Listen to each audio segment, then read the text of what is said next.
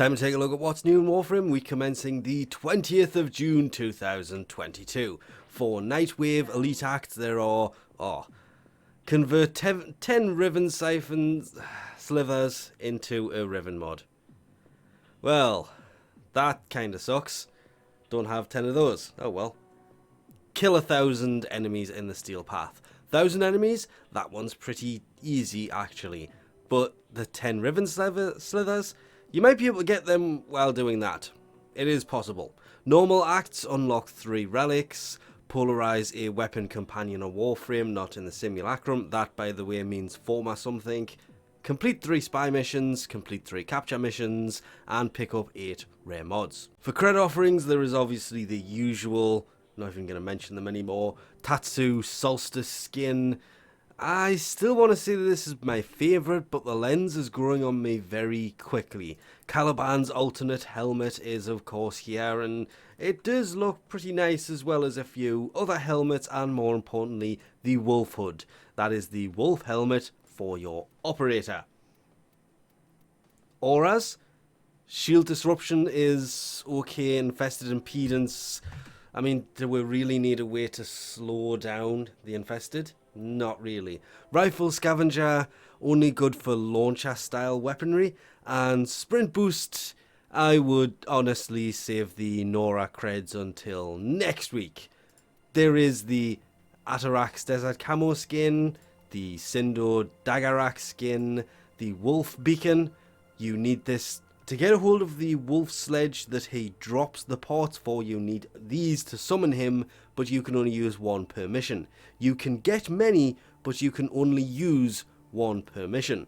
There is the Dark Dagger blueprint. This is obviously the melee weapon, as is the glaive. This is the blueprint to build the actual melee weapon. This is actually worth it if you don't have it.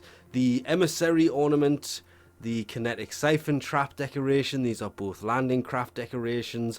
Augments, there is the Super Accuracy while aiming augment, on headshot 100% ammo efficiency for the Grakata, and that one is worth it. Minus 50% zoom for the Rubicore can be useful to make it a mid to long range instead of a long to long range weapon. For Teshin's Steel Path Honor store this week, well, it is 3 former.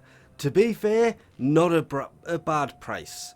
That's 3 build former for 75 steel essence. There is obviously the usual Veiled Riven cipher that will automatically unlock any Veiled Riven, and probably the best use of steel essence, the secondary arcane adapter and the primary arcane adapter, and still nothing else. If you have Helminth's Invigoration segment, of course these have changed as well this week, and these are different frames and different invigorations for everybody, so worth coming in and having a look if you have it, because every 10th invigoration, obviously you can mutate it and put any of these onto whatever frame you happen to have equipped. Like ability duration, that would go really, really well on Nova. But it's meant for Lavos, but with the mutation, I could have put that on there. Now, one day I'm going to waste these just so I can get closer to that 10th mutation for when something like that pops up, because that could actually be really useful. Not so much. Duration's better than strength. It depends how you want to run your Nova, I guess. And lastly, Nora's Mix Volume 1 will end on Sunday, July 10th. That gives you the next 3 weeks to be able to finish Nora's Mix Volume 1 and get a hold of basically everything up until the level 30 reward. More importantly, the Nora Mix Volume 1 creds can be sold for credits afterwards, but they cannot be used for anything else, so you may as well use them in the offering store in about 2 weeks' time.